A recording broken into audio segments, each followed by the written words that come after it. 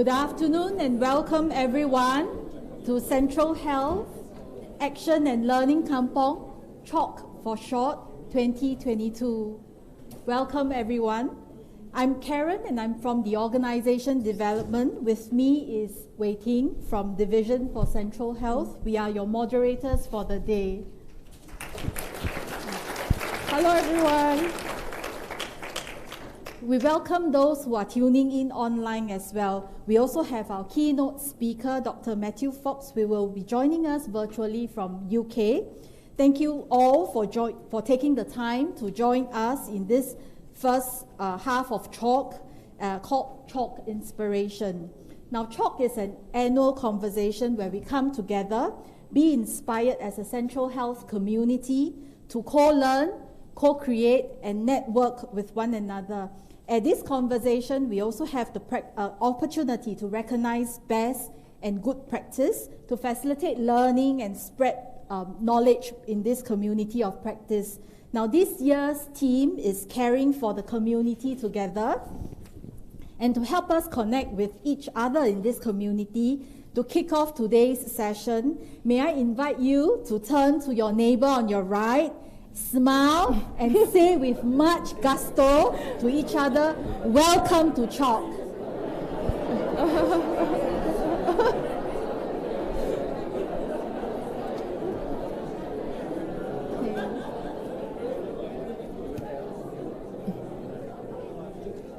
Thank you everyone. We hope you all had an opportunity to view the posters submitted for CHOC 2022 as well and voted for your favorite poster in the People's Choice Award category over the past week. Now, for those of us on site here in CHI Hall, you might have viewed the posters on your way in, right outside the halls just now. Now, if you hadn't, no worries. You can still view them on CHOC's Facebook page. Scan this QR code that you see now, and it will lead you to the Facebook page. Now, in the page, you will also find a copy, an e-copy of the CHOC book, which Suching will share with us more a little bit later on. Now, this year's CHOC posters feature collaborative practices, programs, and initiatives to support health and social needs of residents in neighborhoods in this Central Health community. I'm excited to find out who the winners are of the posters, and I'm sure you are too. Now, we will find out later on in the program later as well. For now, we will keep focused on today's program. All right, let's check on today's program together. With the aging population in Singapore, key social drivers of health, frailty, isolation, and disabilities cannot be managed with a medical model alone. We have here together with us our community partners, which I can see many of you here, whom we work closely in our communities of care across our 7 sub-zones in the central region of Singapore.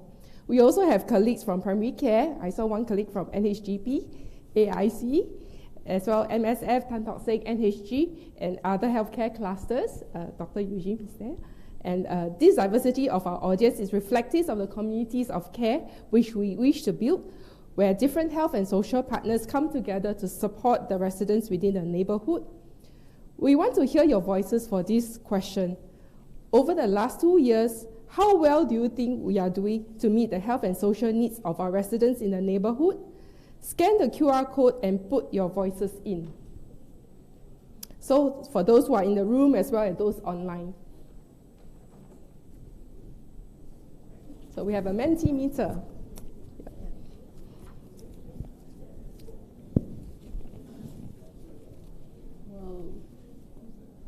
Getting there. A lot of getting there.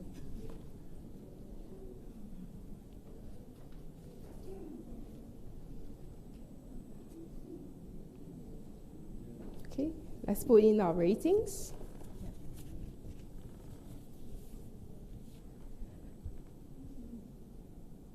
Let's wait a while. I think there are about 140 something. I'm told in the hall room, here. yeah.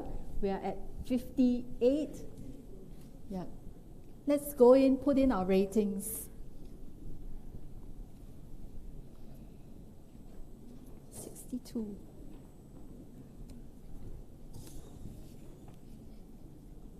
We can see it rising. Okay lah, getting there. No worries if you're struggling to get there. We're all struggling somewhat somewhere. Yeah.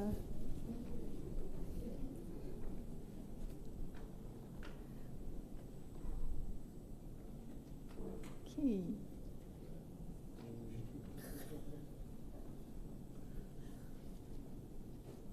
"90 of us." Wow, there are two says we are there. Good. Okay. Yeah, I think thank you everyone. I think most of you has actually rated a lot about okay lah, getting there. Yeah, so we are in the process of working it together. And I think fortunately, I think nobody rated cannot make it lah. I think we'll start to worry a little bit. Yeah. Yeah. So for the second question, using one word or a phrase. Now describe the vision and the aspirations that you have for the neighborhoods. Now neighborhoods comprise of your health and your social partners together, as well as your residents.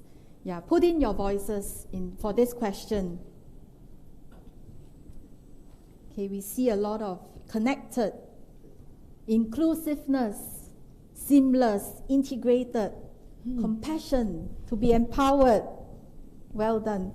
Healthy, coordinated, activation, accessible, charged up, happy and fulfilled.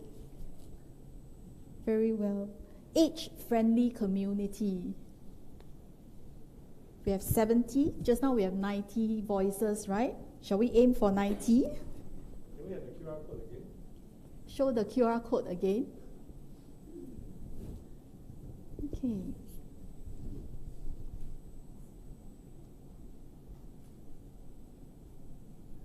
Yep. Got it? And then we see the inputs again. The word cloud. There you go. Happier, supported. Heng ah. We also got heng ah and chiong. Sui la. So these are very good terms. Extra mile, which is actually very significant of the communities that we are in. And I can see things like technology coming up as well. Yeah, tech-enabled. Yeah. Okay. Thank you. Thank you everyone for your voices and your aspirations. Thoughtful reflections of our future together. Thank you. Now, back in CHOC 2019, we had a shared vision. We came together to develop the Central Health Statement of Intent. We agreed to build healthier and happier communities where people are activated and they are supported to live well and age well in their homes and communities. And this is very much expressed in our Healthier SG vision. Now, how can communities of care support Healthier SG? Where are we on the journey right now to build healthier and happier communities? I would like to invite Executive Director, Division for Central Health, Su Ching, to share with us. Su Ching, please.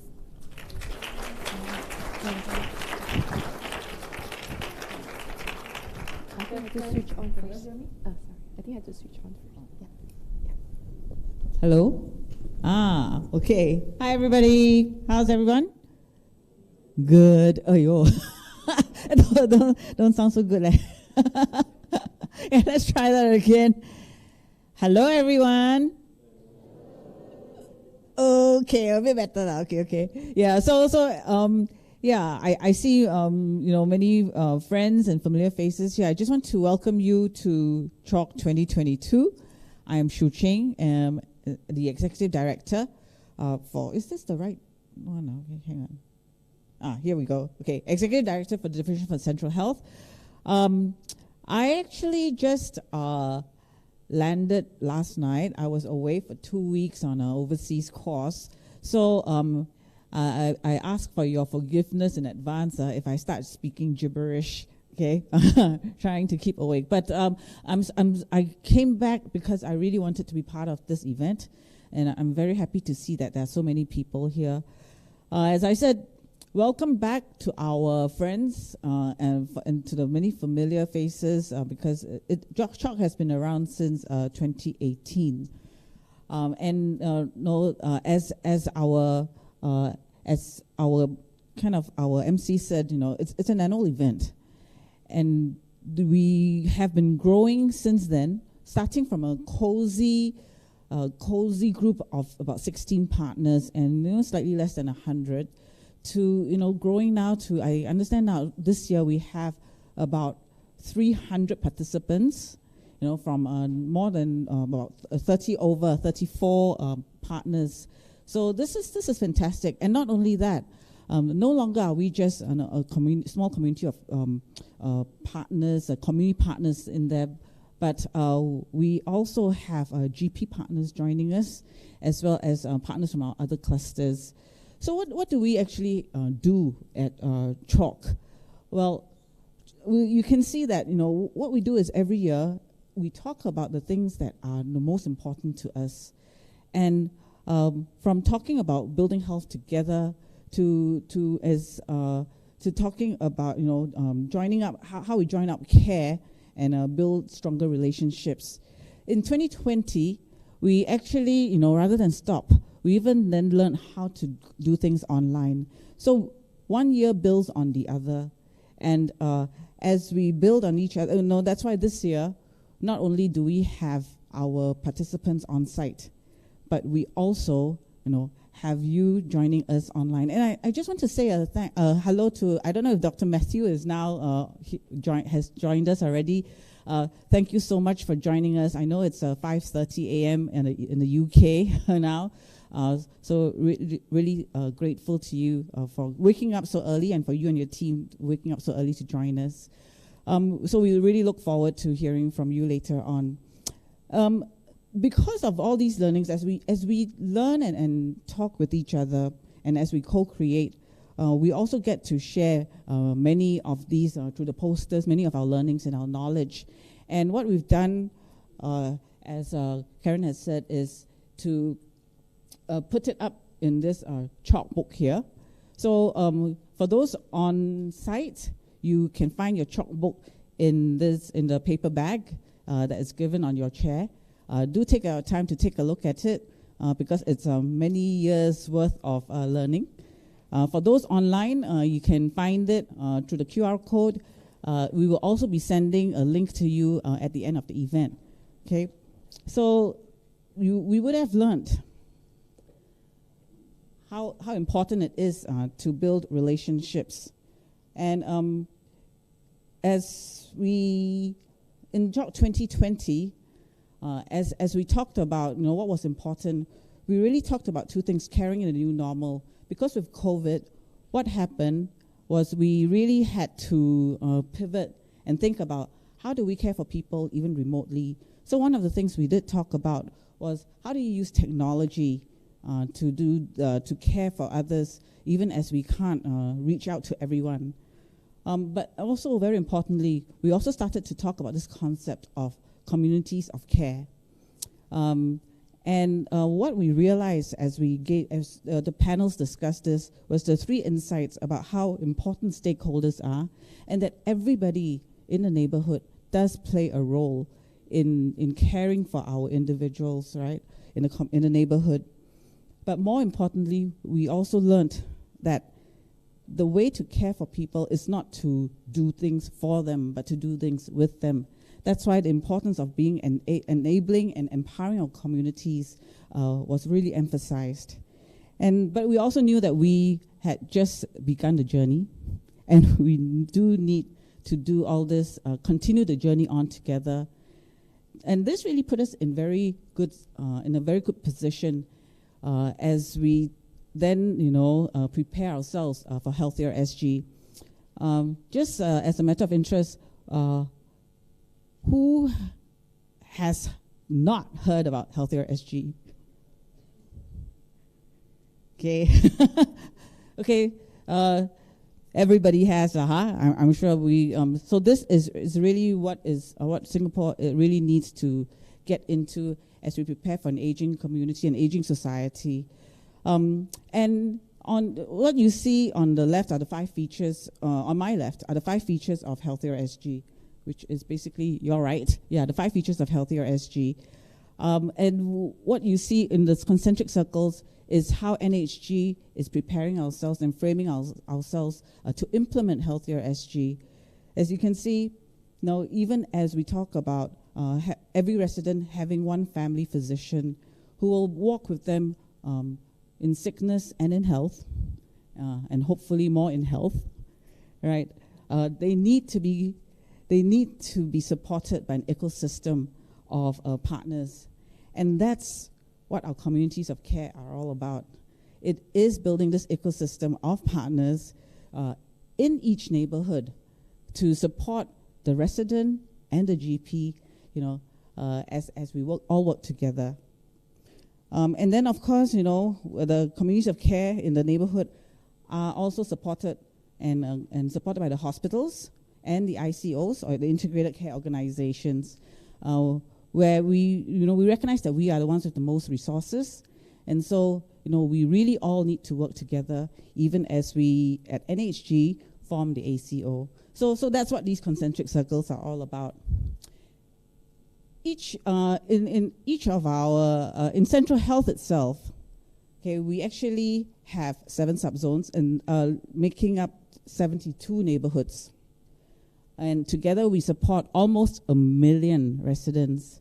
And as you can see, just as a report card, we estimate to need about 67 COCs, out of which 31 of them are already in action, and 36 are in formation. So what makes a COC? Well, basically, as I said, partners are very key to the COC, and they anchor care in each neighborhood. And together, we really want to support our residents to age well in place by doing things with them and by making sure that they are activated and empowered to look after themselves. Okay, so activating for health. Here are some examples of COCs in action. Basically, as you can see, in Novena Kallang, we have what we call the Wampo Balestier network of partners from the South Foundation, AIC, SGO, Kampung Kapo, FSC, and of course CTSH. And in Ang Mo Kio, we also have a lot of very strong partners who have been working together for a very long time. And recently, they kind of came together to look after dementia patients and to really create awareness for dementia through their Walk to Remember. Toa Payoh too, starting with Care Corner, we are forming a COC as well. Now, like I said, these COCs, even though they are in action, they are still very much a work in progress, meaning I know that there are still many partners in each of these neighborhoods out there. And if you are one of those partners and you don't see your name here, please, this is a time to raise your hands and say, you want to be part of it. And in fact, later on, when we have our program, in the second half of our program, you can see around you many posters and maps of our various subzones. You will be assigned to it, and this is your chance to say, I want to be part of a COC and to work together with all of us. So in this, okay, so do look forward to that one. And finally, even as I give you a hint of what the program is going to be like in the afternoon, just want to emphasize again what we're trying to do today and this year. Our theme for CHOC 2022 is caring for our community together. And when we say this, we're really hoping to, as you can see, achieve this work by building an ecosystem, by building strong multilateral partnerships at the neighborhood level, which basically is a COC. I hope that through this conference or through this event, we can start seeding and changing our mindsets and seeding the idea that we need to start moving from a me to a we mentality, okay? Which means it's no longer just about one organization trying their very best to reach out to so many people, because now we have to reach out to a lot more people, right? And look and work with a lot more people. The power is in the collective. The power is in all of us working together. That's what we stands for. And the second thing we hope to do, that I hope that we can do, is to move from a provider of care mindset to partnering in care. And you know, one of the partners that we really should be paying attention to and be reaching out to are our residents. You know, we really can no longer be, you know, doing things to them, but doing things with them. You know, it's also in my course that I went to. One of the things that I learned about is that it's about the power of the masses. No longer can we see ourselves as just the experts and to help, you know, these poor, vulnerable people, but we have to see ourselves, the residents, as the greatest power in designing their own care. Okay, so and how do we then work with them to do this? Because they are the experts of their care. Okay, so I hope that with this, then I can just leave you now to really, you know, listen and be inspired by Dr. Matthew Fox and his team, and then after that, figure out then how we can do this for Singapore as well. Okay, thank you.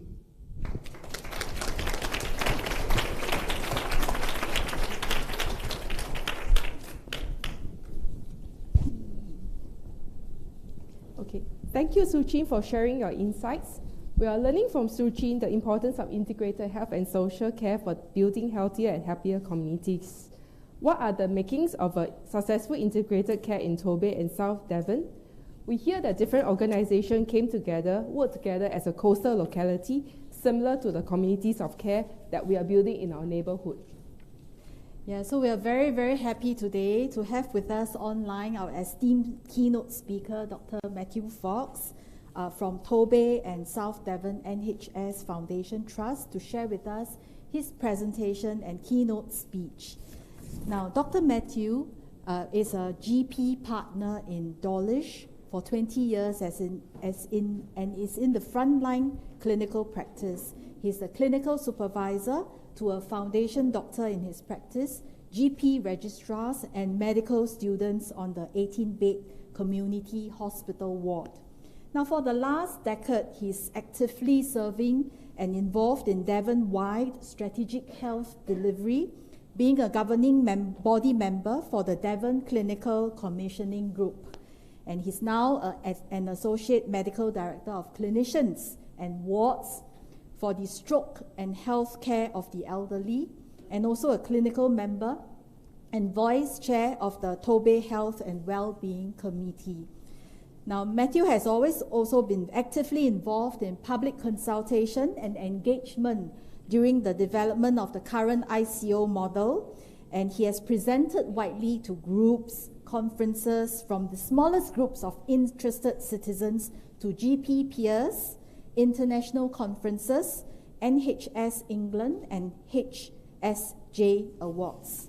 Now, joining Dr. Matthew are his teammates, and they are Ms. Marsha Doherty, District and Community Nurse Lead, coastal locality. Now, Ms. Marsha is a recipient of the Queen's Nurse Award in recognition of exceptional nursing service and leadership. And then the second speaker with Dr. Matthew will be Ms. Julia Street, Manager, Volunteering in Health, and Volunteering in Health won a Queen's Award as well for voluntary services last year in recognition of their work for the people of Teignmouth and Dawlish. Now, this award is apparently a very highly respected commendation within the voluntary community. And then the third speaker joining Dr. Matthew will be Dr. Julian Elston, researcher in residence, Torbay and South Devon NHS Trust. Julian and his research partner have published several research papers, including one to assess the effect of Torbay's ICO. They will be presenting at the Social Prescribing Conference in Singapore in end November. Yeah. Okay, so let's put our hands to welcome Dr. Matthew and the team. As you listen in, do put in your questions by scanning the QR code for our pigeonhole. Later, we'll be having a panel discussion. You may have questions for Dr. Matthew, and later on, I'll introduce our panelists as well. So you can put in your questions that you may have as you listen to how we can work together for the integrated health and social care in the neighborhoods. Yep.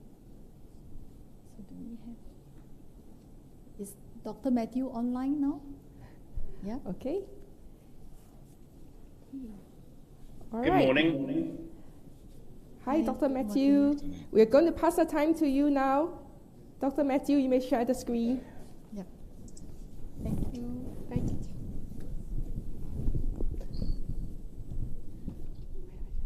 So I'm trying to share my screen with you all. We did practice this on Saturday, and it did seem to work pretty well. Yep, we can see you very well. Lovely. What I have lost is I've lost the chalk screen seeing all three images. So it's quite tricky trying to do it in this way. So if we can just try and get the screen so that I can see what you can see, that would be fantastic. That's lovely. That's perfect. So before I start the keynote speech on behalf of all of the my team here in Devon, I also see that my slide appears to be flipped backwards. So it should say NHS South Devon and Torbay NHS Trust, but it may say it's something slightly different on what you can see there. So I'm sorry about that if I do come across as backwards. It's quite early in the morning here in Devon. When Xu Qing and the team asked us to speak to you in Singapore, the time was going to be 6:30, which actually is a fairly reasonable time to be up and around.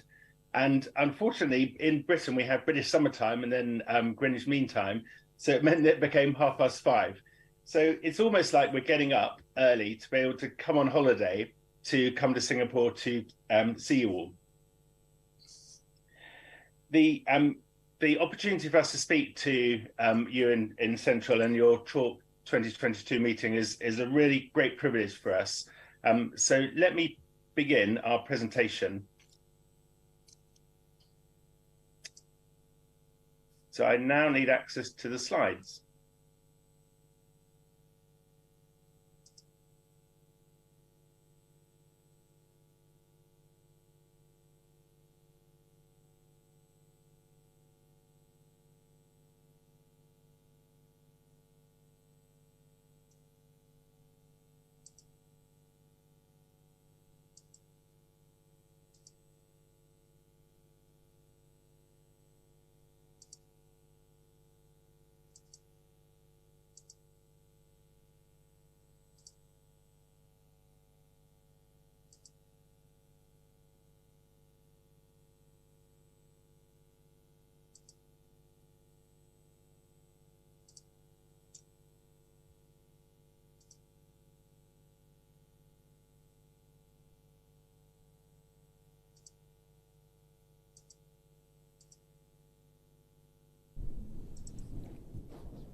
Hi, we can see your slides now.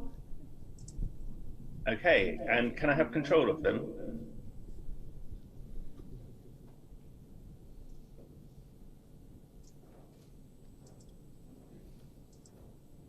There we are, I've got them. That's wonderful, thank you. Okay, first of all, can everybody hear what I'm saying?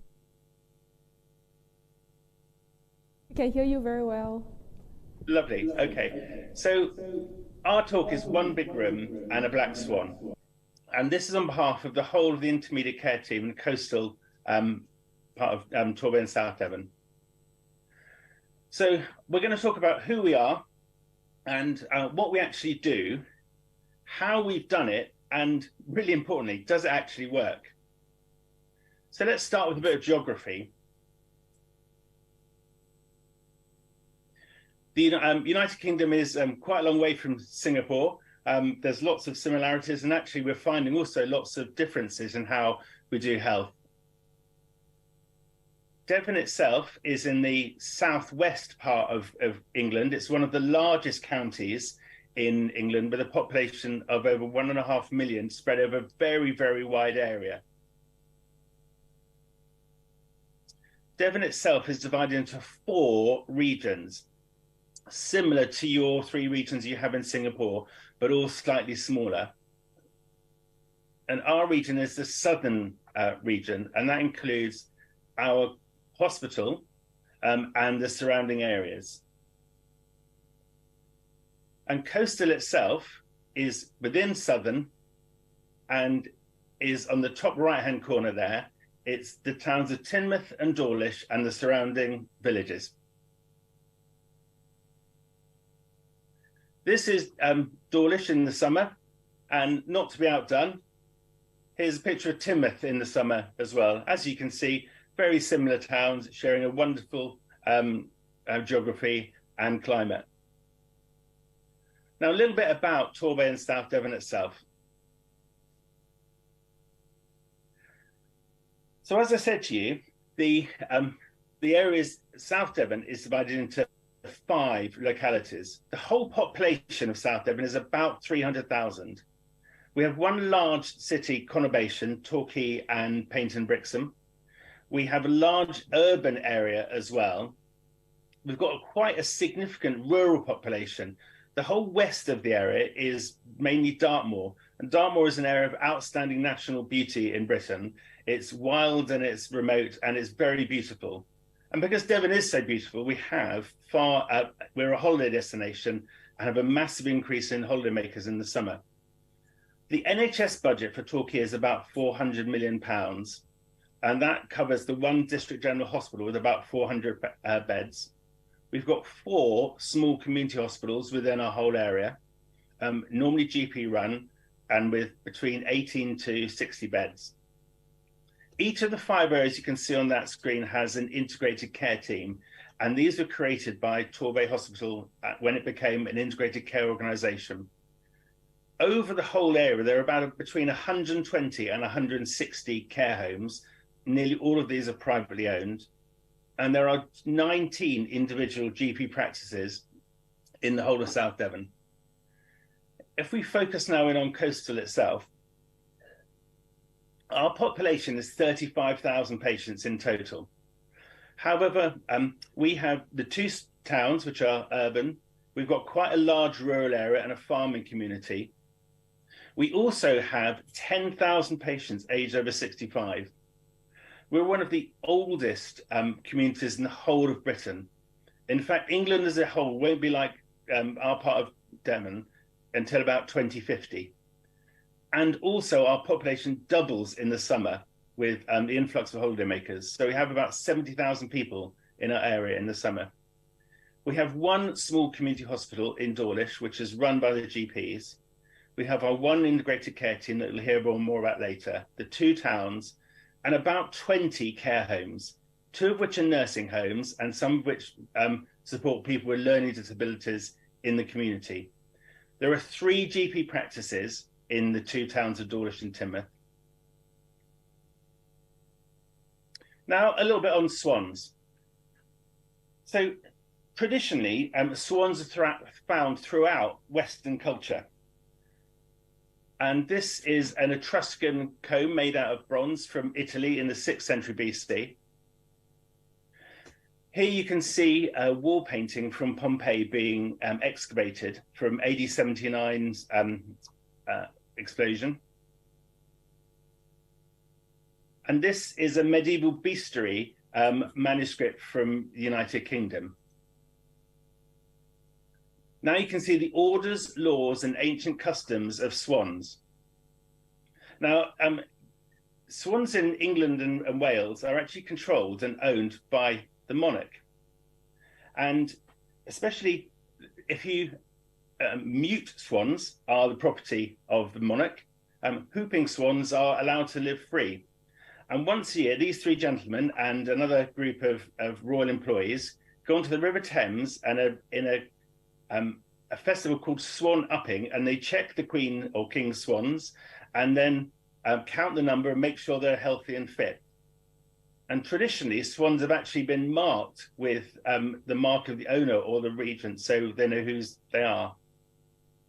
But the one thing that all of these swans in Western culture have in common, and they've always had in common, is that they're always white.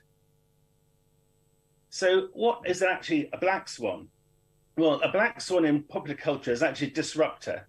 It's familiar, but it's actually unexpected. It's different from what you expect to see. So what's our black swan? Or what is a ward? So is this a hospital ward? This is actually from a previous Crimean conflict. This is from the Crimean War of the 19th century. You can see Florence Nightingale in the corner there, developing the first proper ward that the British Army used in the Crimean War. This is a bit more familiar to us as a ward. This is St. Bartholomew's Hospital in London in 1945. And for the clinicians in the room, you'll see that the doctor on the left is examining the patient from the wrong side. This is more like you'd imagine a ward to look like in a modern hospital. The only difference between this and an NHS ward is it hasn't got any patients in it. But this is our ward. Our ward has got 10,000 beds. And the staff to actually run a ward, well, here they are. And this is our one big room. Going from the left, you've got our community matron. You've got an intermediate care team paramedic. You've got our district nurse lead, who we'll hear more from in a minute. Our physiotherapy lead. Our voluntary sector. Our coordinator who brings all the information together. Our team leader. An intermediate care team pharmacist. An intermediate care team nurse. And really importantly, our adult social care member in the centre. And you may just be able to see bouncing into the middle, in the very centre of the picture is a little tiny disc, and that's actually a GP who is dialing in remotely from one of our 3 GP surgeries. Every single morning, the whole group in this room discuss all of our patients who we've got on our ward in our community, and they together as a whole team decide how they're best going to manage them and support them. As well as the patients we have in our community, we can also see in real time who's in Torbay Hospital, who's been admitted overnight, and who's on the wards. And so we can actually understand all of our population, where they are and what their needs are at any time. Now, if I were to draw this rather than give you the picture, it would look a bit like this. Now, this slide is intentionally confusing. I don't want you to sit and take notes and look at it in detail. So let's just pare this down to what we really are.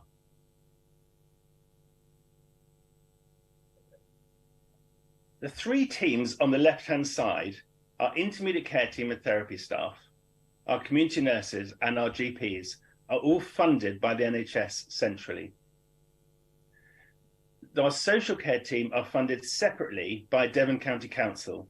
So social care in Britain is funded in a different way from the NHS. And volunteering and health, our voluntary sector, are funded in 2 ways.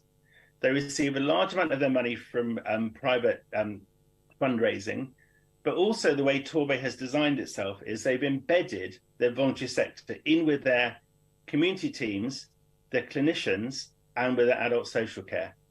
I know we also link at least once a week with patients who are known to our palliative care team, and those patients who are known to the older person's mental health. Having an older population means that dementia is a significant concern for us and has an impact on our population.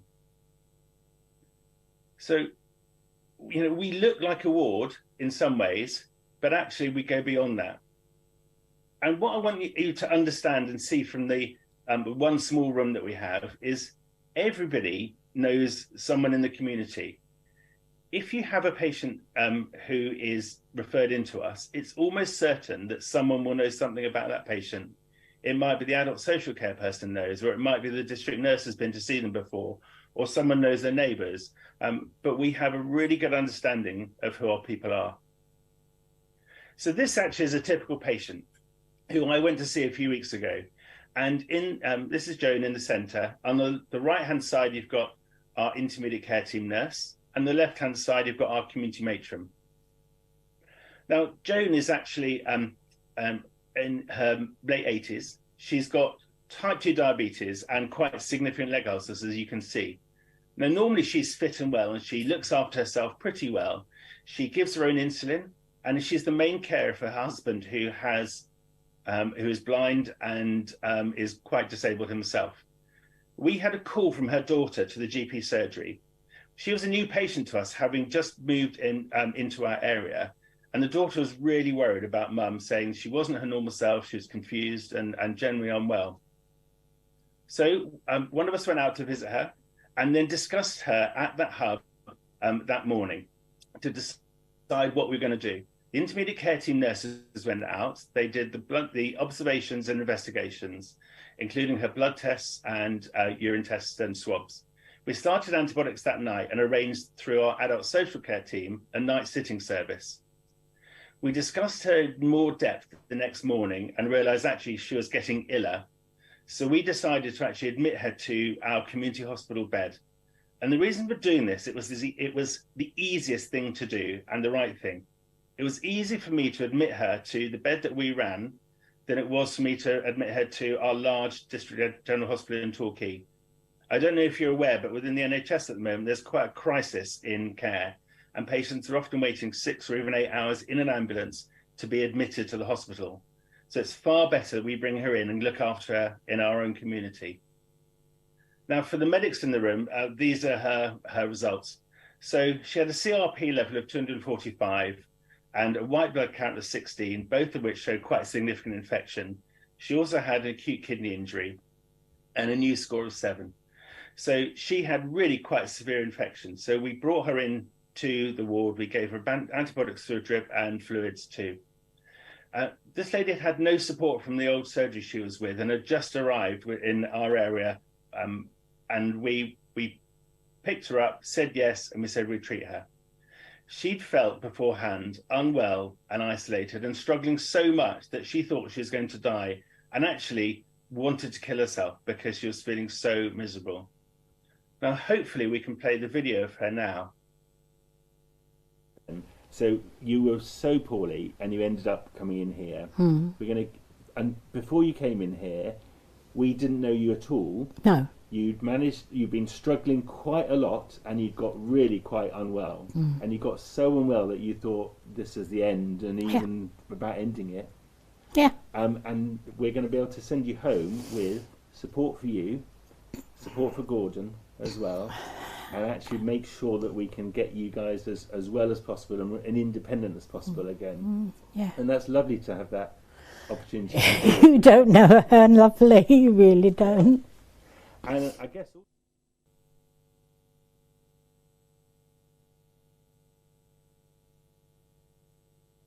Thank you. I'm sorry that came out in a blurred fashion, but she was a different lady. From the lady who went in there, she went home confident, supported, knowing we look after her and her family. So what we need to ask now is actually, how did we do it? How do we bring this team together to support Joan and her family together? So now I'm going to hand over to Marcia, who's been introduced to already, to lead us through that. So Marcia, over to you. Thank you, Matt. If I could have the first slide, please.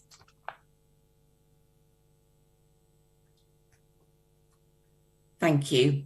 So I am the nurse manager for both the community nurse team, intermediate care nurses and community matrons. We have a shared vision and philosophy that the patient is always at the centre of what we do, that the patient only wants to tell their story once, and so we take details of the referral or the inquiry and pass it on to the relevant profession or section within our wider team. We don't ask the question, what's the matter with you? We ask the question, what matters to you, which often evokes a completely different response. As line managers, we have the same ethos of empowering our staff to make shared decisions and to have the confidence that we will support them in the decisions that they make.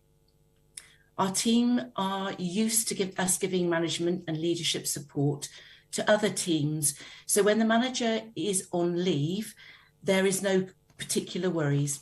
For example, when I'm on annual leave, I don't have any particular worries about my team, as I know that my manager colleagues, although they may be from a different profession, such as an occupational therapist, physio or social worker, they have a good understanding of my team and would support them with the decisions that they make. I also know that they have my back covered and there is always excellent peer support. I trust my team and my colleagues totally, and that's what makes it work. Thank you. Next slide, please. So leadership, what does it mean? In practice, integrity is one of the key elements. Always being honest and having shared goals, strong moral principles. It's a consistent behaviour that we develop in all our team members so that we always get the same end result. We have a shared vision about patients being at home. Our job is to empower them and their families to take control and us to support them in the decisions that they make. A positive attitude. We share a can-do attitude within the team, and no matter how big or small the problem is, we will look at a way to make these things happen. Sense of humour, a biggie in our team. We have lots of laughter in our office. We develop things like singing and dancing. We have bake-offs. We go on walks with each other, and sense of humour is always evident in our team. Being a solid communicator. Our job as managers is to cascade strategic information in a way that our staff can interpret and understand. So for me, having an A star in communication is one of the essentials in community nursing. And being inspiring. Never ask someone to do something that you wouldn't do yourself. Be a good role model. Keep your team motivated and demonstrate good leadership to inspire others. Thank you. And thank you, Martin. And that understanding of what you need to create a team and the culture around it is central to what we do. And so Torbay in South Devon, through its integrated care organisation, has almost got another black swan, and that's their support for embedding the voluntary sector within everything they do. And now Julia's going to talk you through what volunteering in health does and how it's involved in supporting our community in so many different ways beyond just health. So over to you, Julia. Thank you, Matt. Hello, I'm Julia Street, General Manager of Volunteering and Health, and locally we're known as VIH. We're a registered charity established in 2009 by a team of volunteers, and we were set up by the GP practices because they needed help with patients getting to medical appointments. Nowadays, we do far more than the medical appointments and a lot more health and wellbeing services. We're an accredited Torbay and South Devon voluntary community social enterprise. And as was mentioned earlier, very, very delighted in having received the prestigious Queen's Award last year for voluntary services to the community. Next slide, please. So we're based in Timoth and Dawlish hospitals, which means we're at the heart of what is happening within the health and social care system. We attend multidisciplinary team meetings where individual patients' needs are discussed, and we work alongside our statutory services. We help to bridge gaps and connect into all the other local services through signposting and enabling. When the NHS model combines with the personalised care model, it leaves a space in the middle, and that's where VIH fits. Next slide, please. So what do we actually do? Well, we use social prescribing to complement traditional medical approaches. We have clients, not patients, and 50% of those people live alone with no support and are often socially isolated.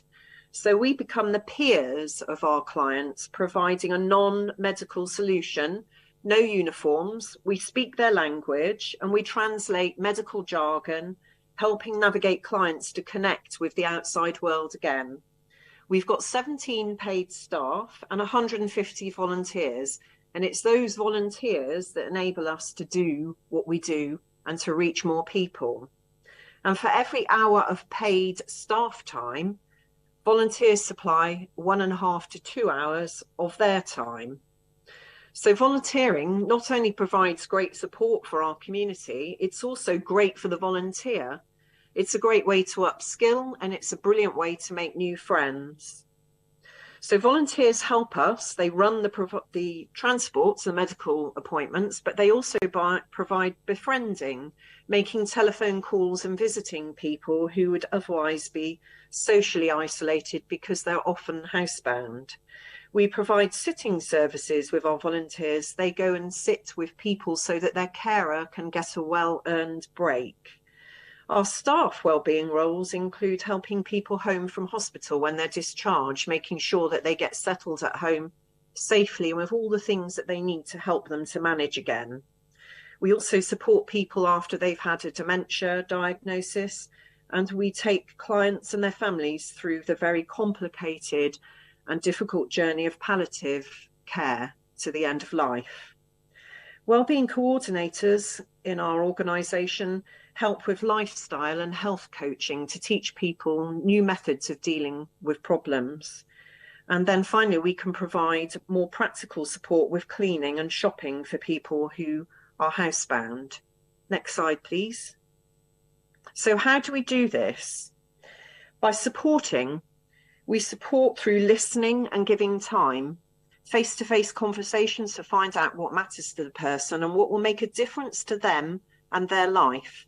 We build rapport and trust through active listening in quiet, safe places by use of open questions to really understand what is important to them. Once we understand the client's needs, we help set personal goals and a plan on ways to achieve them. Next slide, please. And we do this by connecting clients to their community again. Our staff and volunteers have wonderful knowledge of all the local services and organisations and places to go where our clients can get help to make the positive, sustainable changes. Next slide, please. Empowering. We help to empower our clients because we want the changes that they make in their lives to be lasting, long-lasting, things that they can use forever. So we empower them to make small incremental changes to reach the personal goals that they've set with us. We create the plan, provide practical and emotional support. We praise them. It's person-centered, and we support them all the way. In addition, we can help them to attend a hope course or an anxiety workshop or undergo life coaching to learn ways to see problems in a different way and provide tools to learn how to control their lives and make decisions confidently. Next slide, please. And why it works. Well, it works because we're part of a team. We're an integral part of a bigger service with our coastal NHS colleagues and PCNs. We keep in touch, we share information, and we operate transparently, supporting each other to support the clients. We have the time our NHS colleagues often don't have to listen. And by listening to our clients, we really get to know them. Some of them have been with us for many, many years, and we've provided lots of different services during this time. Our service is available for as long as a person needs it. We keep in touch and offer an ongoing telephone call service, checking in and reminding them of their goals. Clients can be referred back into our service, and we'll always try and do what we can to help. We'll always try and say yes if we possibly can, because we all know how difficult it can be to make changes to habits of a lifetime. The fact that we can keep in having people referred back means that we can prevent people from going into crisis and perhaps hopefully prevent them from going back into the healthcare system. We're not a quick fix or a pill. We're changing how a person thinks and what they believe they can do. We're a friend, and we help them if they lose their way, and will encourage them back on their path. Thank you for listening. Thank you, Julia. That's a fantastic summary. And almost why wouldn't you want to involve your voluntary sector? There's such a a force for good and empower and magnify what the statutory services do.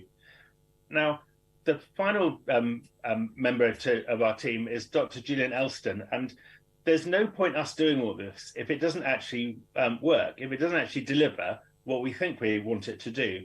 But we've been really fortunate throughout the whole of this, our journey in developing our team, that Dr. Elston and Dr. Gradinger have been working together to actually analyse and assess the what has happened in Coastal. And I'm now going to hand you over to Dr. Elston, who's going to tell you what some of his findings. So, Julian, over to you. Thank you, Matt. I'm going to present some of the key findings from our evaluations, which are published and are referenced in the slide set. So this first slide shows the impact of the social prescribing element that Julie just described on patient mental health and well-being, frailty and activation. So for all three measures presented here, you can see that there was a statistically significant improvement in scores at 3 months post-intervention. So for mental health and well-being, you can see that it moved on the left, far left. You can see that patients came in at very, very low scores, some actually extremely low and low mental health. But by the end of 3 months, on average, the scores moved towards the UK mean, representing about a 20% improvement in scores. We also looked at frailty as well and levels of frailty, and we saw that over a third of the patients moving through the team saw a clinically significant improvement in their Rockwood scores. That's about 1 or 2 levels in the score itself, and that represented, in terms of the group going through the team, they're moving from mildly frail, where they were dependent on others for their activities of daily living, for example, to the classification of vulnerable, where they were showing greater levels of confidence, mobility, and independence. And finally, in the bottom right-hand corner here, we have our evaluation of their what's called patient activation. And we saw a 23% average increase in score, with over half the patients increasing their PAM levels by 1 or more. So indicating that they were more confident and more able to manage their health condition. Next slide, please.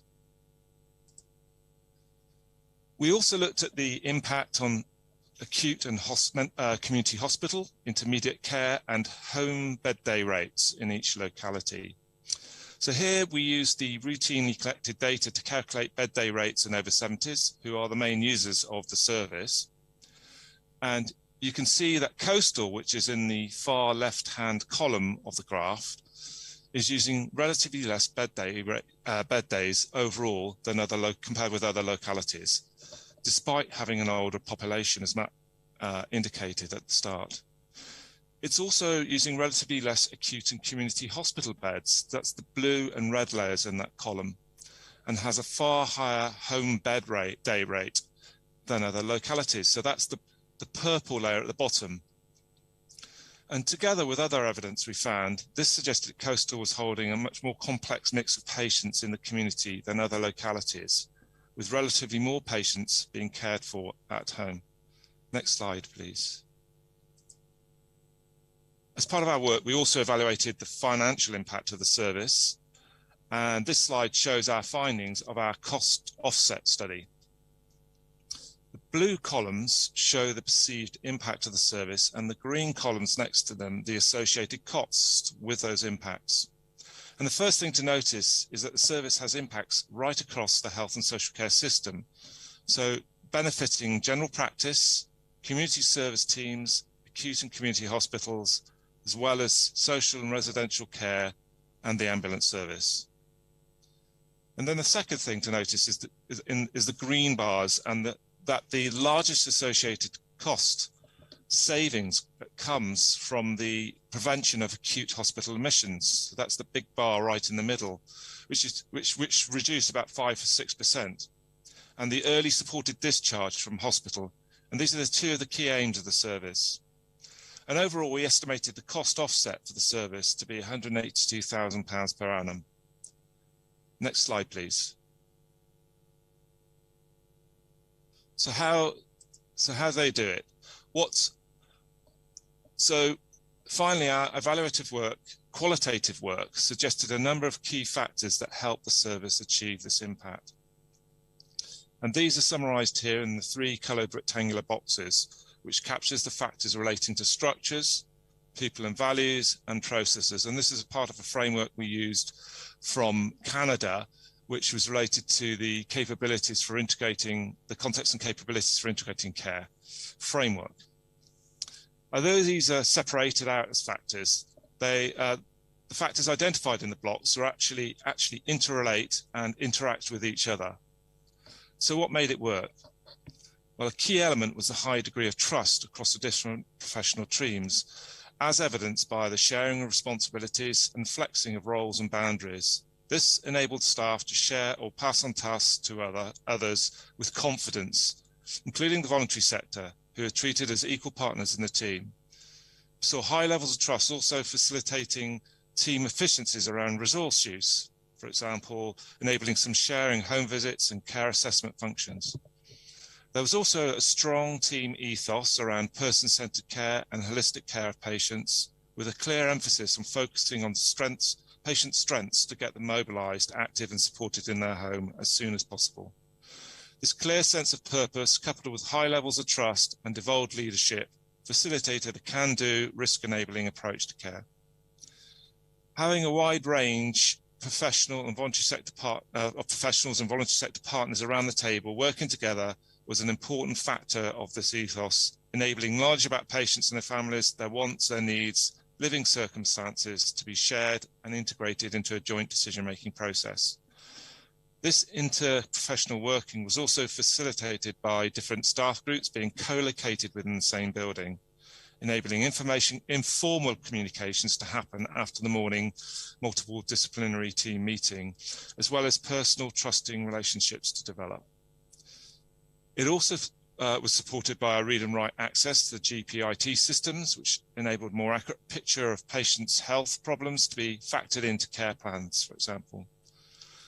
Structural factors also contributed to the effective functioning of the service. So, for example, the population size of about 35,000 meant that the daily patient lists at the MDT could be discussed within an hour, and with usually at least one team member knowing something about the patient, which in turn meant that all team members were actually engaged in the MDT. So together, those three blocks combined produce a really effective and efficient service. Thank you. So over to Matt. Thank you very much indeed, Julian, for providing that summary there. So in summary overall, thinking back to where we were at the beginning of this presentation, you found now that we work as a team together. We share information. Having the same computer system for the GP practices and our district nurses and our intermediate care teams is incredibly powerful. We can share information very quickly between ourselves and communicate. And the whole ethos and working in one big room and having that trust together means we share risk and take a higher level of risk and uncertainty in our community than in almost any other community I know of. And the ethos also saying, we're always going to try and do this. We'll try and say yes to anything. As you probably know, if the GPs that you have there, if you try to do something once and it doesn't work, you probably will never try to do it again. And we found that in other areas that people have referred patients into their hub. The hub has said, no, we're full, we can't do it.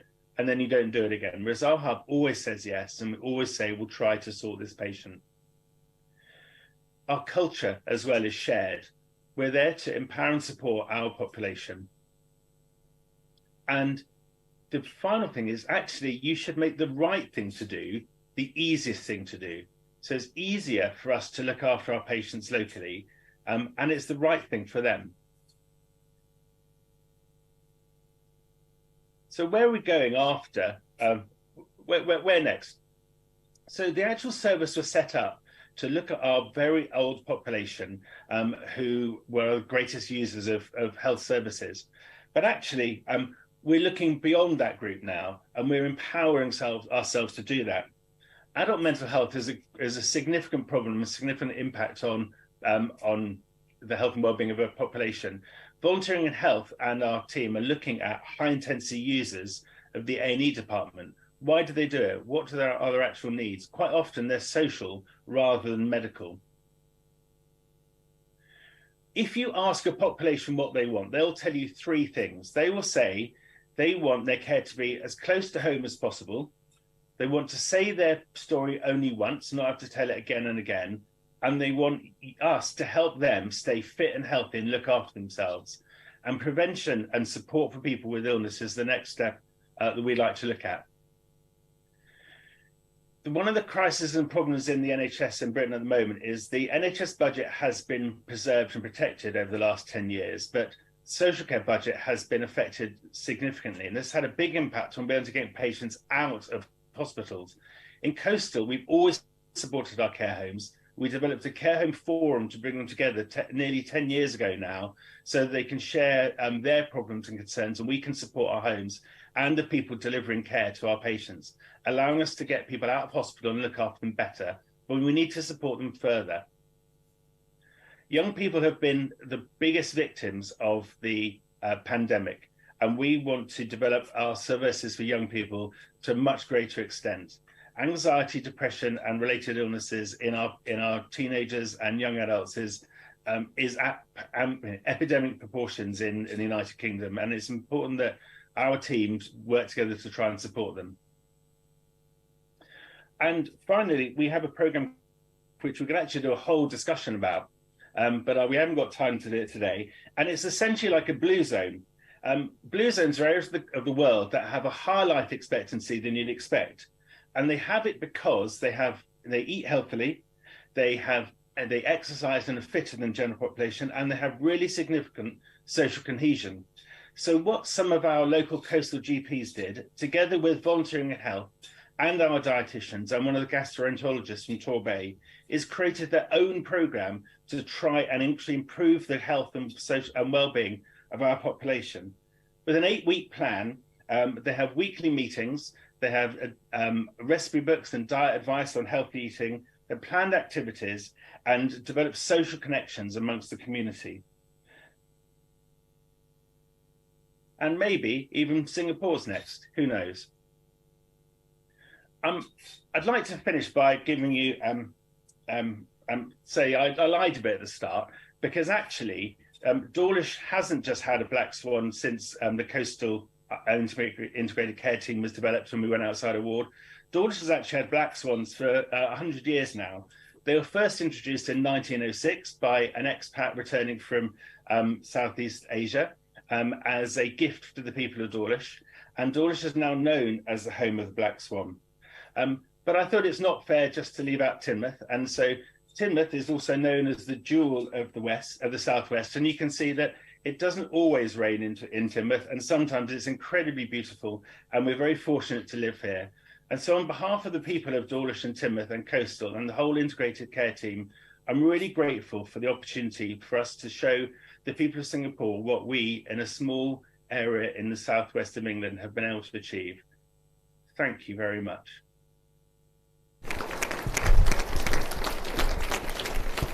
Thank you, Dr. Matthew, for sharing with us the story of Torbay and South Devon. Thank you very much of his team who wake up so early in the morning to join us. As we move into the panel discussion, we have joining us on site together with Dr. Matthew and team, two wonderful panel members who can share with us the story in building our communities of care. May we invite Dr. Christina and Mr. Andy Lee to join us on the seats here with us.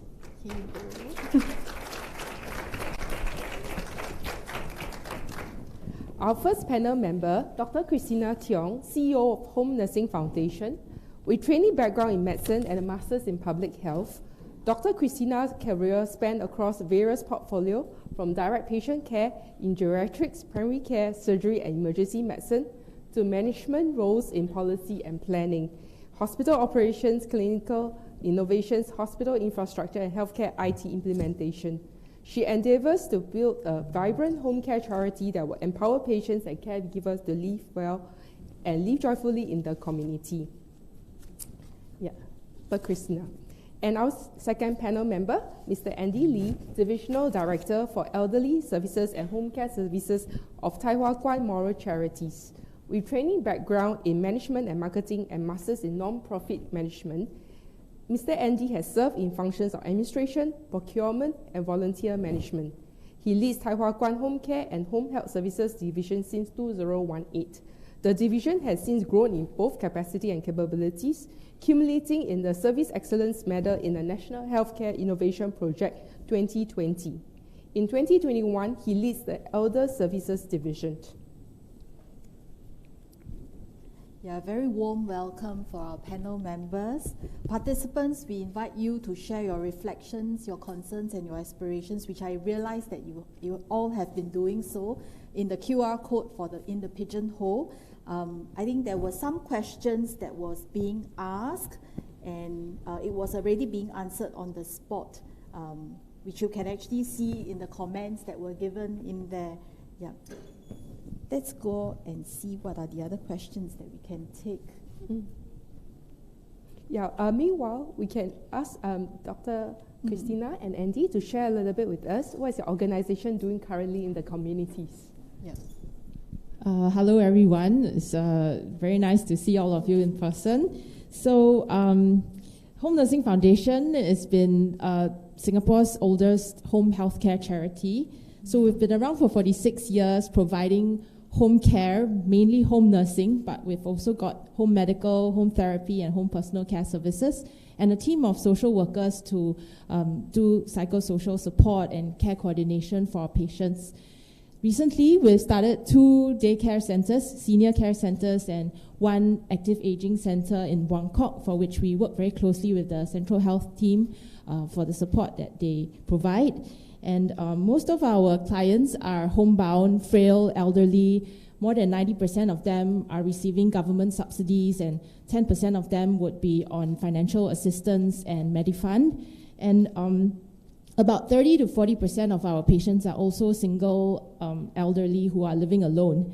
So that's our patient profile, and we work very closely with the various regional health systems to take good care of the patients when they discharge them from the hospitals or community hospitals. And we try to give them the care and support that they require so that they will live very fruitfully and joyfully in the community without having to be readmitted to the hospital. But of course, sometimes there are challenges that they face, and we will also have to coordinate closely with other community providers so that we can support them holistically. So over to Andy. Hi, good afternoon. So Christina is the 大姐 of home-based services because they have such a rich history. Yeah, so I'm not going to touch about home-based services. Basically, we run 15 elder care centers across the island. We also do have 3 SACs that will be converted next year. For us, we actually take care about 12,000 seniors across the island, and it straddles across the well seniors, the pre-frail seniors, and also the frail seniors. Typically, we do work with everybody. We're very grateful to be here at Tan Tock Seng today. We do work with AIC, with every RHS in Singapore, and we also do work with our grassroots and other Comcare agencies as well. So for us, our aspirations is basically to work with everybody to ensure good health, because good health is good wealth. Thank you. Thank you. Thank you very much, Dr. Christina and Andy. We see a lot of questions about volunteers in the pigeonhole. I think because everyone in this room is actually very keen to understand how do we engage the volunteers. Now, there's a question on how are volunteers being trained to equip and empower them in supporting the residents and the community. And also there's a question on how do you sustain, okay, maybe I'll just put it up. This question, how are volunteers being trained to equip and empower in supporting programs for the residents? And the second one is actually, how do you sustain the volunteering program? What are some ways that your team has actually done to encourage the volunteers to continue serving the clients? Maybe we hear the story from Dr. Matthew. Yeah. And the team. Hi, Dr. Matthew. Will you help us with the question? Thank you. I think that's a really sensible question to start with, and I'd like to hand over to Julia to explain more about how her and her team create the environment for volunteers and support them and encourage the growth of what they do. Thank you, Matt. Yes, attracting volunteers is quite a complex thing, but what we found actually since the COVID pandemic, we've had an increased interest in the number of people who want to volunteer.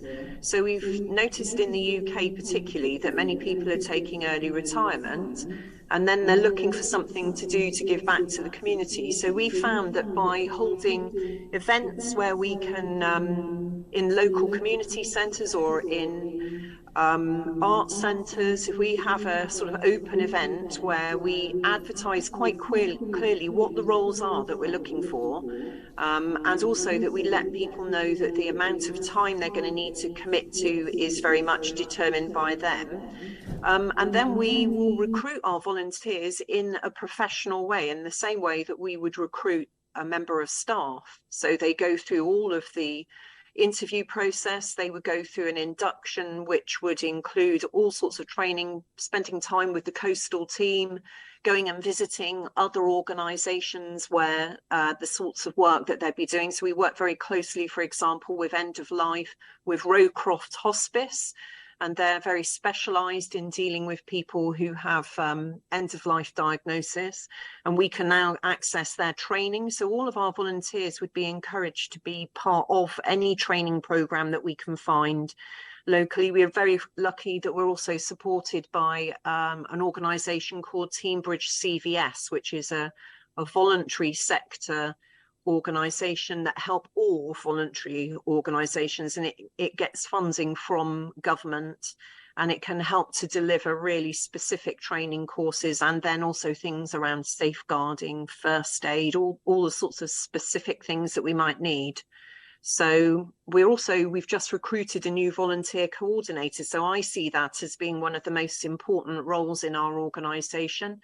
And that person will be managing our team. They'll be inviting them to be involved in smaller teams, which will support our staff members. So it'll be quite focused teams of volunteers.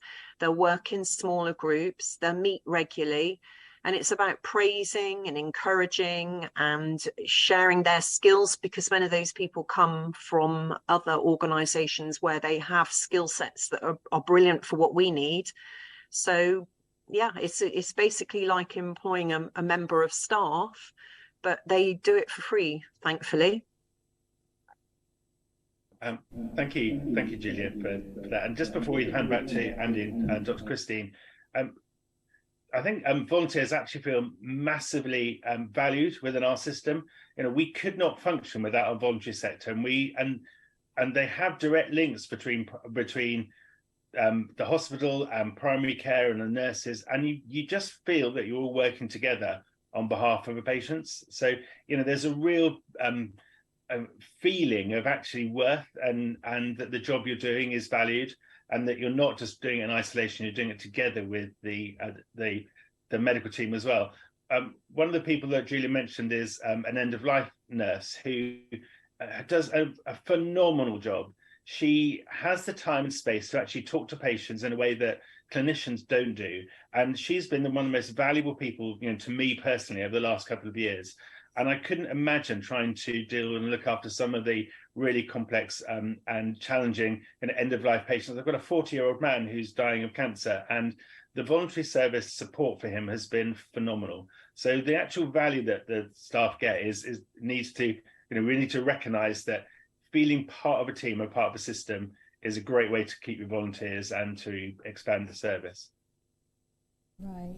Thank you very much, Dr. Matthew, for sharing with us, and the team for sharing with us the scenario that is in UK. What is the story like in Singapore with the voluntary sector? Yeah. How are we doing? Yeah. Maybe I try. Yeah. Okay, I think when it comes to volunteerism, we are all looking at people with an altruistic purpose. And it's very important for us to know the volunteer's purpose and what he or she is trying to achieve.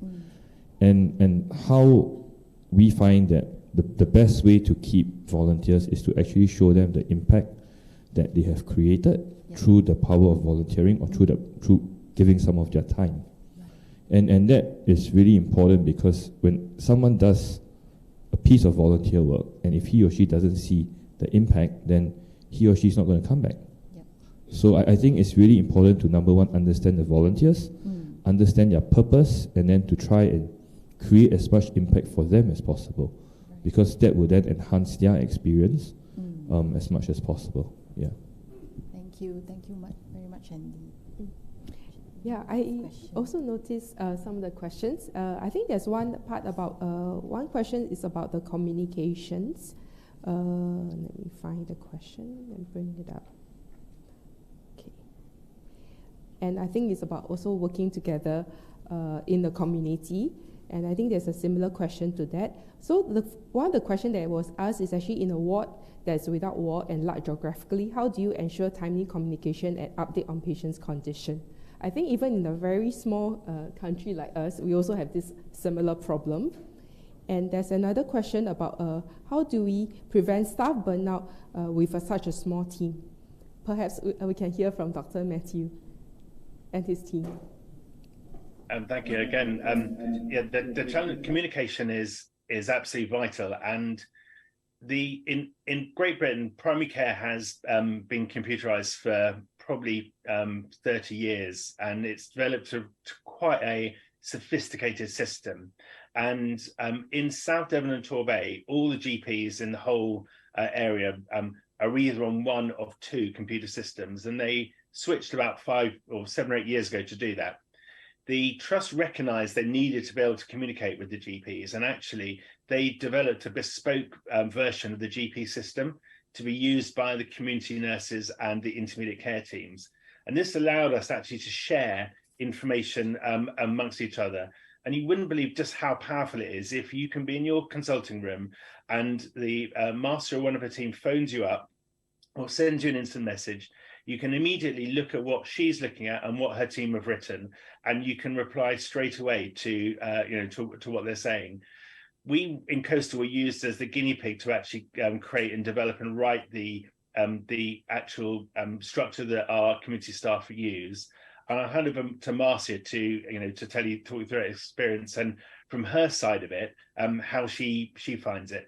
But it's important to recognise that that one big room massively facilitates communication and sharing. The fact that the GPs know the staff and the staff know them means that we're willing to take calls from them. They're willing to do things for us, and it works together. Because we have that trust and knowledge of each other. But I'll let Marcy tell you about her experiences of IT and our communications. Thank you. Anyone who knows me knows that IT is not my strongest point, but during COVID, it was a bit of a lifesaver, really. So Microsoft Teams has been an excellent way of being able to still communicate with our colleagues in the hospital as well as primary care colleagues.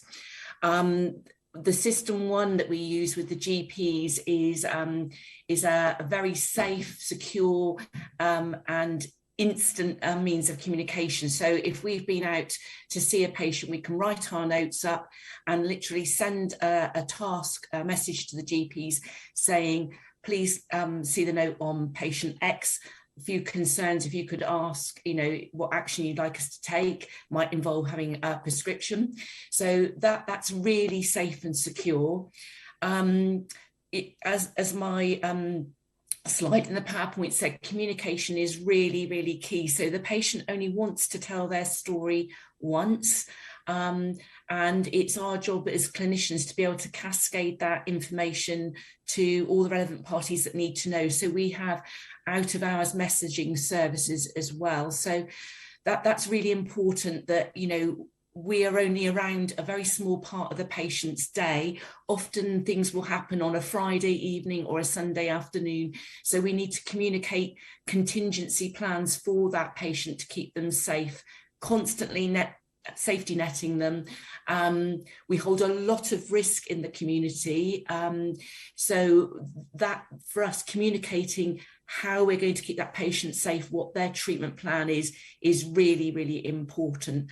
And just another point on communication, we do face-to-face meetings with our GP colleagues at least once a month, because again, we need to make sure that we all share that information about that patient to keep them safe in their journey. Thank you. Yeah, thank you. Thank you. Perhaps I also can ask on Dr. Christina to share about her experience in HNF at Bangkok area. How is the communication with your teams like? Okay, so communication in Singapore is a bit more complex, a little bit, but there's a quick answer that is Tiger Text. I think Tiger Text has solved a lot of problems for us, for the medical teams that are actually seeing patients that the hospitals refer. But we have a lot more difficulties communicating with GPs currently, and with polyclinic doctors as well, because there isn't a clear for all patients, there's not a clear empanelment, or there's not a clear ownership of who is the GP who is actually looking after this patient. So we actually do have a lot of challenges, writing memos that we hope that the patient will be able to pass on to the GP, and maybe the GP will read it and tell us what's going on with the patient. I think we are speaking to converted here, so you all know the challenges when it comes to communication. Of course, sharing data and info is, it's also philosophical, right? Because our patients, they don't own their own notes. So, we have to get permission to look into their NEHR, and if they are being officially referred to us, then we are allowed to look into their NEHR. But if we're in a community setting like the active aging centers, then we don't have actually the permission to look into their NEHR to know what's going on. So these are the challenges that we face. But on the ground, of course, at the Active Aging Center in Bangkok, we do have a very good experience, because it's a very close-knit community with the community health team from Tan Tock Seng and Central Health coming regularly to follow up on the patients, doing screening and giving health talks and education.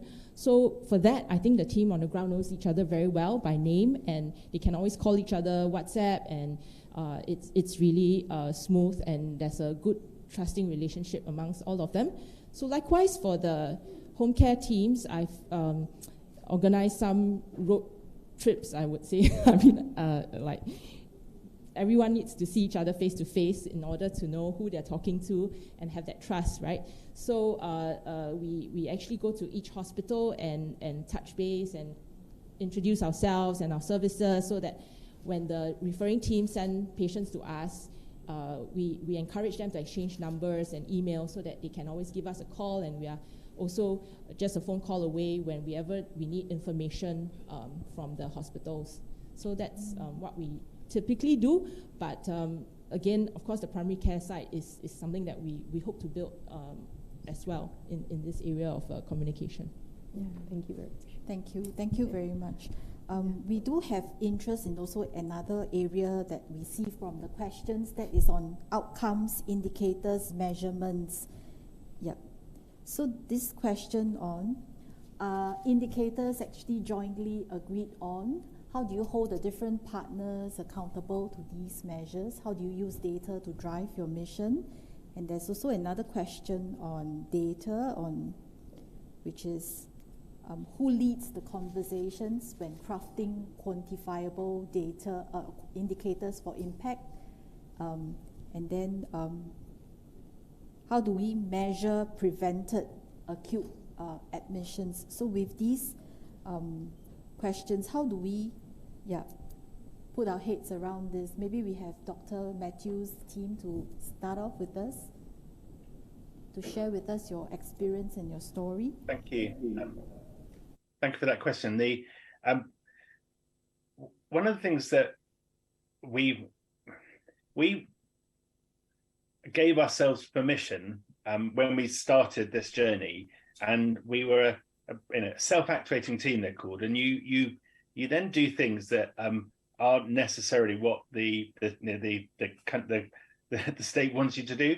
And we actually started writing down and recording what our teams are doing unofficially quite a long time ago, and we carried on recording that for over several years as the team developed. About 10 years ago, the team started to come together between primary care, the community, and the voluntary sector, and we kept the outcome data for what happened to our patients. Now, there was a period of time when we were told that wasn't the right way to do it, but we sort of ignored them and carried on anyway. And then later, the large hospital, Torbay, came back to us and said, "Oh, that data you've been keeping, can we have a look at it and see what you're actually doing?" And then they used that as a basis for actually measuring outcomes and what happened. Now, within the UK at the moment, there's a very structured set of outcome measures that have come from NHS England down to each area for how the integrated care teams work, how you record what your activity is. And so we've had to adapt what we do to reflect that and to report back centrally. But we like to think that actually we shaped that conversation, and they started to use measures that we already had in place. There's one member of our team who hasn't spoken yet, who's Louise Dawson, who's actually the zone manager in charge of the whole of our coastal area.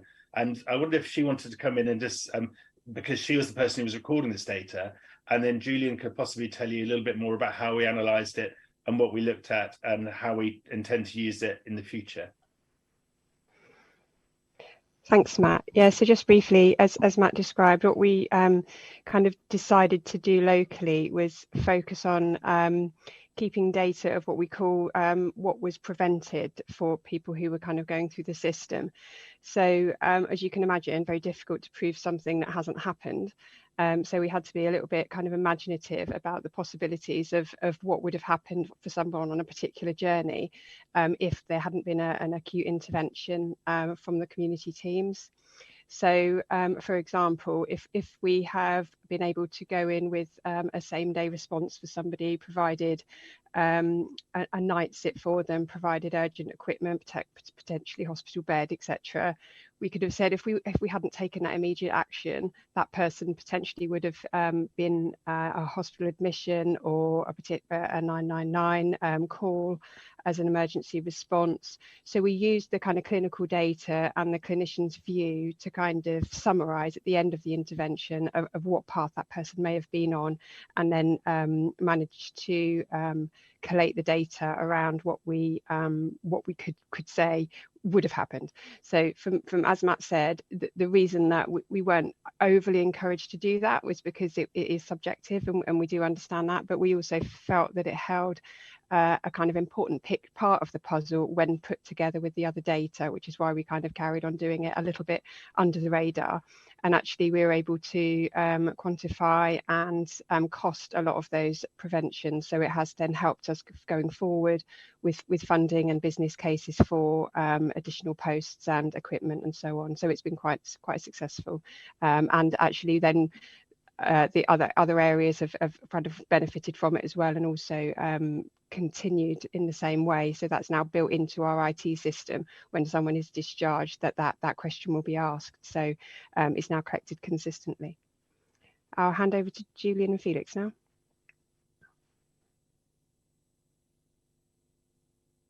Yeah.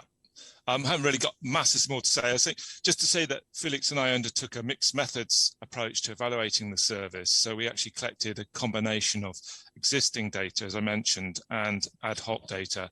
And the existing data we had to tweak slightly because it wasn't a rates based, and we actually calculated the rates, so based on population numbers for over 70s. So that made a much fairer comparison. The other thing to say is when we evaluated the service, Coastal was the first of the localities. They were a year ahead of everywhere else. We had a natural experiment, and we used that to support our evaluation, to compare them with the others and then monitor them over time. We also collected data we haven't shown here, which was using the 3PCPQ questionnaire, which is a person-centered coordinated questionnaire, which gives a sense of how person-centered the service is. And that showed good levels of person-centeredness. as well as the other measures I mentioned. The other thing to say is the outcome score measure, so the outcome star measure, which is a really nice measure for, not only is it a good measure, but it's also useful in the voluntary sector conversations as well when you're talking with patients, because it stimulates a conversation about different areas of their life that they maybe want to work on with the voluntary sector and the voluntary sector coach to help them reintegrate themselves back into the sort of social arena. And we use that as well over time. So that was another measure I didn't show here. Thank you, Julian. The question that's on the screen at the moment is, how do you hold each other accountable? And pre-COVID, the data we had went to all 5 of the intermediate care teams. They all had a GP director and who sat down with the manager and looked at that data every month to see how each of the 5 teams were working.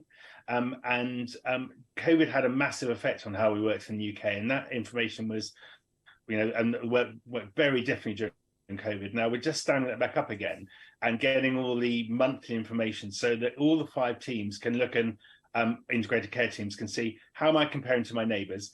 And the way you hold people accountable is by having enough data and enough exposure to see where things are going well, you can learn from them, and where things are more challenged. So the system in the UK has a lot of data available to us, and we can share it. And our biggest limiter to that is the amount of time capacity that the data team and the acute hospital have to put it all together, rather than our willingness to look at it. Want to hear locally, probably from Mr. Andy. Now that you have many centres, how do you actually measure your centres, and also what do you mean by success for your different communities of care within the neighbourhood? Okay, so if you're asking how we use our data to drive our mission, and then getting our different partners accountable to these measures, I think it's very straightforward for us. When we look at data, we look at 3 things. Number 1, we look at trends. Number 2, we look at deltas. Number 3 is we look at how often do we want to review this data, right? So by looking at trends, you're able to track your performance. Looking at the deltas, you're able to track, are there any differences that you're making? And the third thing is you're evaluating your own the frequency that you evaluate your own performance. So for example, a person who just fell, do you want to evaluate his or her gait every 3 months, 6 months, 1 year? Right? Is 3 months too short? Is 3 months too long? That's something that you have to make that decision, right? So data is very useful because, number 1, it tells you the direction that you're taking and how you are performing as an organization, and some indicators that how we actually hold our partners accountable is by being very open with our data. I think in the Asian context, we are all very kiasu. So if Christina sees that, she's doing better than me, she's like, okay. And if I see that, hey, Christina's doing it, I'll be like, I got to do something about it.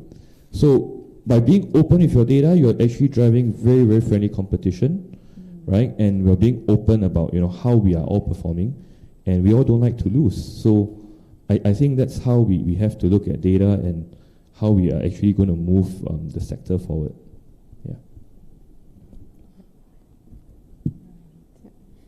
Yeah, perhaps we'll take one last question in view of the time. Okay.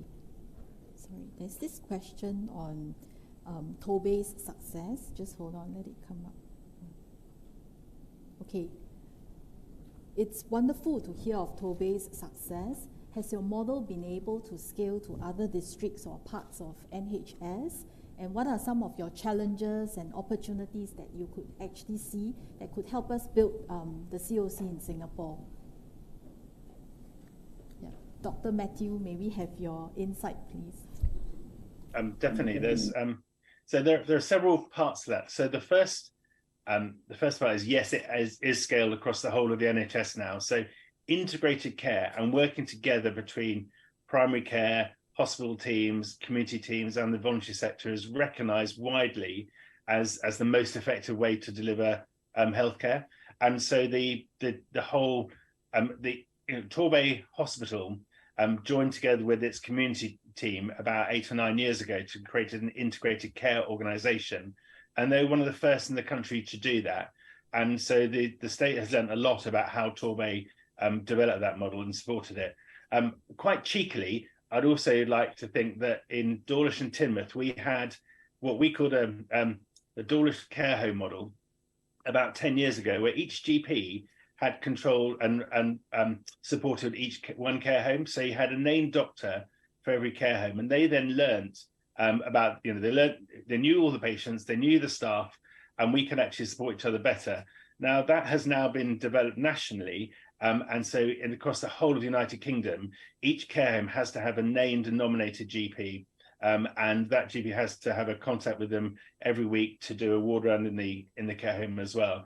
Now, I can't say that it definitely was our model that developed that, but we were doing it a long time ago, and it's now national policy. But overall, it's because what we've been doing in coastal for the last decade or so, like I said at the very end, the right thing to do is actually the easiest thing to do as well. And we created a system where it is easier to do the right thing than otherwise. And also with our Whole Life project, that is something that is a new thing we've started. It is scalable and is developable across larger areas too. So it's not without challenges, and there's definitely a size element as well in how a team works and functions. So we're Goldilocks. We're not too big and we're not too small, and that's the right size. And that's the right size to be able to have trust and knowledge of each other. And across the whole country, the NHS is trying to carve itself up into GP-led groups of about 35 to 50,000, and then link community teams with them as well, because it's felt and seen that type of size is about the right one. One of our teams in the whole of South Devon is 70,000, and that's probably too large to really know the patients well.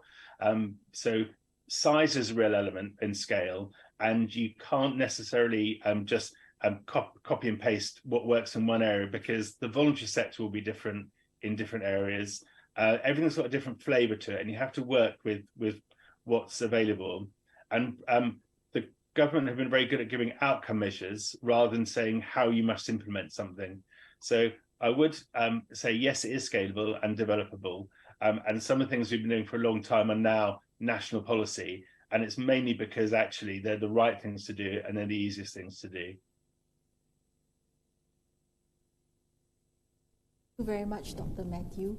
I'm going to actually ask the question to Dr. Christina. What do you think then are some of the challenges that we might possibly face then in Singapore, and what are some of the opportunities that are actually currently present for us when it comes to building that COC that we have here? Well, I think in terms of challenges, we do have some way to go in terms of aligning the purpose of all the providers currently around the area, and also agreeing on what are some of the outcomes that we are, truly care about and want to measure and hold each other accountable. And also, of course, do we take the lead as community care, or do we wait for the regional health systems to take the lead, which Central Health has done so? And how do we partner together, right, in terms of communicating, having a same platform, having access to sharing of information, and of course building the trust is a journey. And I do see also government moving in the correct direction in trying to use Healthier SG to align us in terms of building the health and having individuals take greater ownership. So I think if we are to continue to move in this direction, we should look at, of course, availing the health data of our citizens so that they can assess it. And of course, the community partners who are trying to support them can also assess this information so that we can support them better, and also helping us to align our goals together. And we wouldn't feel as if we are different entities trying to do our own thing. So I think those are the challenges that I currently see in our areas of care, and also having the primary care really play a part, because in what NHS has talked about, it's clearly primary care driven, right? So years and years ago when HNF started, we were all part of this polyclinic, right? We were on the top floor of polyclinic, and senior care centers were in polyclinic, and it was very primary care driven, and there's a lot of ownership in terms of the health of the people, and having home care and having daycare centers were all part of this national system of providing health and preventive health to citizens. So I think this model can work, and we should really try to get together and make it happen. Yeah. Okay, thank you. We do see that there are many questions online. Would love to touch on all the questions, but we have limited time. Thank you very much for your questions. Thank you very much, Dr. Matthew, Dr. Christina, and Andy, for your time and for sharing with us so generously your insights and stories and experience. Now, to end this segment with our panel members, I would like to invite each of our speakers. What is actually one thing that you would like to inspire our CHOC participants here with? Yep. And maybe we start with Dr. Matthew. Yeah, one word of inspiration. So, one word is trust. However, I'd just like to end by saying thank you so much for inviting us today. And Felix is answering questions in the pigeonhole at the moment. And if there are more things that come from this that you would like to understand about what we do in South Devon, we'd be very happy as a group to write back or correspond with you in whatever format works best for you as well. So thank you very much indeed. But the one word is trust. The word is trust. Thank you very much, Dr. Matthew. Would really appreciate your help and your team's help. Yeah. And how about Dr. Christina? I'm so relieved that I get to go next, because the last person is the most stressed one. So I've been thinking so hard, right, how to inspire such a group of inspiring people. Okay, so I was watching. Okay, maybe I shouldn't tell you where I got this inspiration. So why does the blind man hold a lantern in the night walking through a dark alley? Yeah, that's my inspiration. I shall leave it as a question. Over to you, Andy. I don't have one word. I have a few words. Yes. Yeah. So I actually did my research on what community means, and the most applicable form of it comes from the Latin word communitas, which means sharing or common. So in order for us to reach a community, I think there are two things that must happen first. The first is an open heart, so that we are able to share desires. And the second one is an open mind, so we are able to explore win-win situations. So it's very, very simple for me. Thank you. Thank you. Thank you very much, our panel members.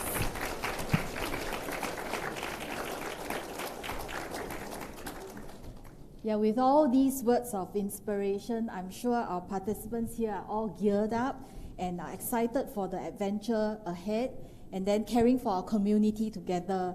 Now, I want to thank Dr. Matthew and your team for waking up so early in the morning at 5:30 a.m. at such an insane hour. Thank you so much for your time, and we wish you a very good day and a good week ahead, Dr. Matthew and the team. Goodbye. Thank you. Thank you. Bye-bye.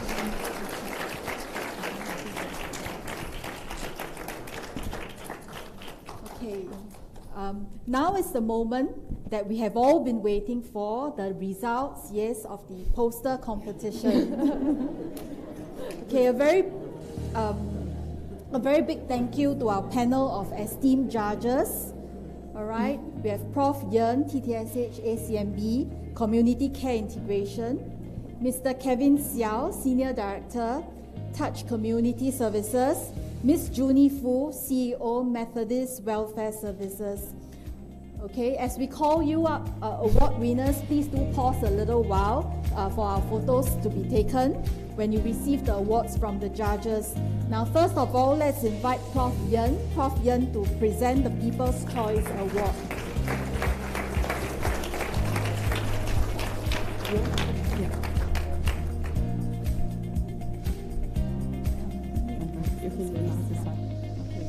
Now for the,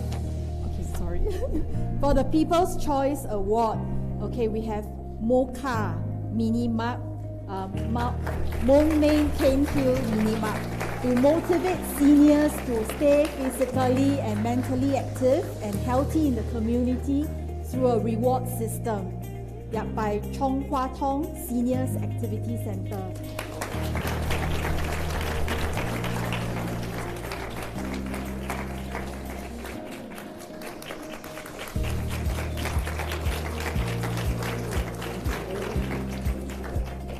Okay, next, thank you very much, Prof. Yen. Next, let's invite Kevin to present the most innovative and most collaborative project posters.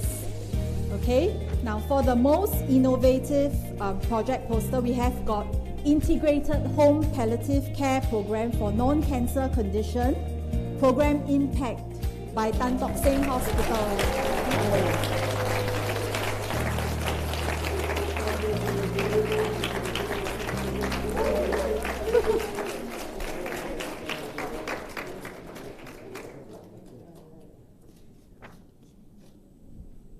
Right, then for the most collaborative, we have got one more. Yeah. Most collaborative, we have got AWA, Community of Care by AWA. We have a rack.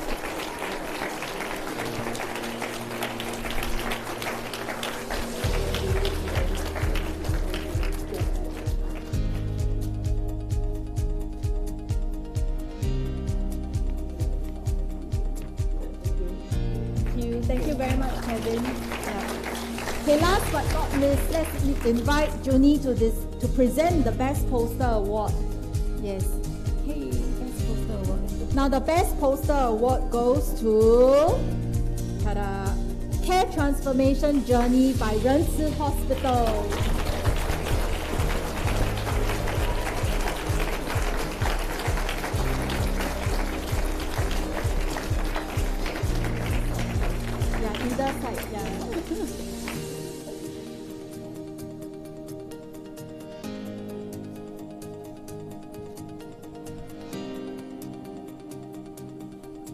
Thank you very much. A very big congratulations to all our winners and all the teams who participated, and a very thank you to all of you for being such a good sport. Yep, we have come to the end of the first segment, Chalk Inspiration. So for participants who have joined us on Zoom, do scan the QR code on your screen to tell us how Chalk Inspiration was fruitful for you.